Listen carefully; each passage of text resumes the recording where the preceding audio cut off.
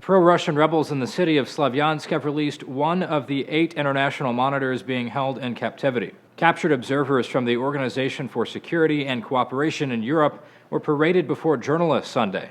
They were abducted Friday by pro-Russian gunmen outside of Slaviansk. The OSCE monitoring mission is tasked with implementing an agreement reached earlier this month, which calls on armed groups in Ukraine to disband. The Ukrainian military is conducting an anti-terrorist operation to oust pro-Russian groups from seized government buildings. The leader of the OSCE mission told reporters his group was unharmed and had been treated well.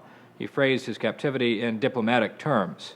We are not prisoners of war, we are the guests of Mayor Ponomaryov, and he treated us as such. But Slaviansk's self-appointed mayor has different ideas about his guests. You understand, captives have always been an exchange currency during times of military conflict.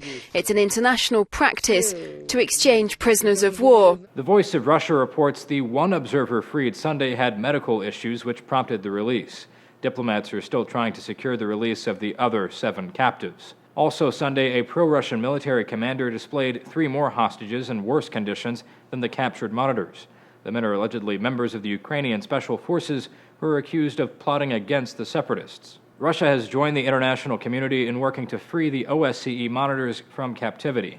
Britain's former ambassador to Russia told the BBC Russia's influence on the situation in Slaviansk has clearly diminished. The Russians only have very limited control over what's going on, all of the people who've seized buildings in eastern Ukraine, contrary to some claims from the West. It's certainly not the Russians who are taking Western observers hostage. During his trip to Asia, President Obama announced new sanctions on Russia for failing to help de-escalate the crisis in Ukraine.